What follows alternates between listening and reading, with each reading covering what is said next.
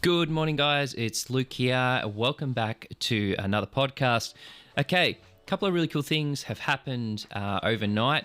The first of which is one of the best games I ever played on the original Nintendo 64 is coming to Switch Online. And no, it's not GoldenEye. That's already out, but it's actually another great game by a company called Rare, and it's Force Gemini. So I played this game so much as a kid, and I want to talk to you about it in the podcast today.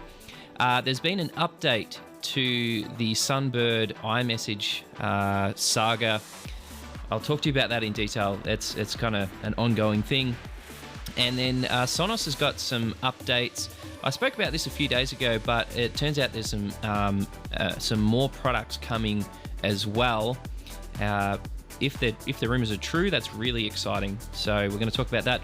And then I also want to talk to you about something else that I'm working on that should be out in the next day or so, which I'm sure you'll love as well if you're a tech enthusiast. So let's jump right in, guys. Let's talk about one of the greatest games ever made on the Nintendo 64, and that is Force Gemini. All right, guys, rewind your clocks back to 1999.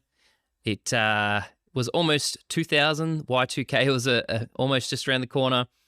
Anyway, in 1999, one of the best games ever to come out on the Nintendo 64 arrived. It was Force Gemini. It was made by Rare, which, in my opinion, made the best games for any console at that stage. And essentially, at that stage, Rare was actually owned still by Nintendo before they were bought out by Microsoft. Force Gemini was a very unique game. Rare had not really done anything like that before. GoldenEye was their first game on the Nintendo 64. Massive, massive hit. And then Force Gemini, I believe, was their second. And then their third game was either DK64 or Conker's Bad Fur Day, one or the other. And anyway, Force Gemini quickly became my favorite game. And really, it was a game that was a third-person shooter, but you also had a lot of puzzle solving going on. You had multiple characters that you had to use their unique abilities to make your way through the various worlds. And really, the thing I liked the most about this game was the actual shooting component of it. So you would have waves of enemies that would come towards you. Most of the time, they were either in the air or on foot on the ground, and you had to use your various weapons to get through these waves of different enemies. I think there was two characters on foot, a male and a female, and then also a dog character who was quite interesting and could fly, which is pretty cool. A great game, guys. I'm so excited that this is now coming out on the Nintendo Switch Online. Nintendo announced via Twitter today that in December, you're going to be able to get this completely free of charge if you are a Nintendo Switch Online user. It's very affordable, guys. I think it's like $5 a month, which gives you all of the games for 64, Super Nintendo, Game Boy. There's heaps and heaps of games on there. They also have a lot of online exclusive games. Like a really fun one I've been playing as well is F-Zero X99. My son and I play that one together. It's a great game. So if you're looking for a Nintendo 64 classic, Force Gemini will be out next month, so you'll be able to play that over the holiday season. Now let's move on to our second topic, which is a bit of a debacle happening with the Sunbird messaging app on Android. So a couple of days ago, guys, I reported on the podcast here that if you were a Nothing phone user, you could essentially get iMessage working on your phone through a bit of a partnership that Nothing had organized with Sunbird messaging app. And really what that would allow you to do is take your Nothing phone and using the Sunbird iMessage connection, you could get iMessage working fairly well on your Android device. Now, there was a big song and dance about it, and Carl Pei was like, Apple won't come to the party here. They won't enable iMessage on Android. And then like 2 or 3 days later, Apple was forced by the EU to integrate RCS into iMessage. So kind of fixed a lot of the issues. Anyway, Nothing and Sunbird kind of forged ahead anyway to try and get iMessage working properly on the Nothing phone. Now, a few days later, Sunbird has pulled that away. They've sort of pulled out of that deal or whatever that is there. And they have said for security reasons that they've paused anyone being able to use iMessage through the Sunbird app. Now, this is pretty much what happens with any of these apps. So there's another one, Beeper. I think there's another one too. I can't remember what that one's called. Air Message maybe. And what they essentially do is like relay messages from like a Mac Mini or something, another Mac computer to your Android phone. And it works. Like Beeper works. I've got it. It works. But there is that security risk there that they could essentially kind of swipe your Apple ID, and you don't really know when your message is being relayed, whether or not that information is 100% secure. Obviously, those apps, they say that it is, and probably they are, but there is definitely that risk involved of your Apple ID being exposed. So, yeah, as of now, Sunbird and Nothing have put a stop on this. I kind of feel like in the next couple of months, or maybe early 2024, it's not really going to be required anymore anyway, because a lot of the functionality between iMessage and RCS will be enabled, meaning we'll be able to see when somebody's typing a message, we'll be able to see reactions, we can send large format photos, we'll be able to send video files in full resolution. We should be able to share like larger files. I think I tested once, I sent an 80 megabyte file through RCS to another Android user, and that went through without any issues. So hopefully we should be able to do that via SMS or RCS messaging moving forward. So yeah, if you were going to pick up a Nothing phone just to kind of get that iMessage set up, I wouldn't worry about it right now, guys. It's all paused, and I can't imagine it'll get re-enabled. I feel like Sunbird and Nothing have kind of realized that, hey, we're going to go down a long winding track here, only for RCS to be properly supported by Apple next year. So yeah, just a bit of an update there, guys. Thought that was pretty interesting. Let's move on to our final topic.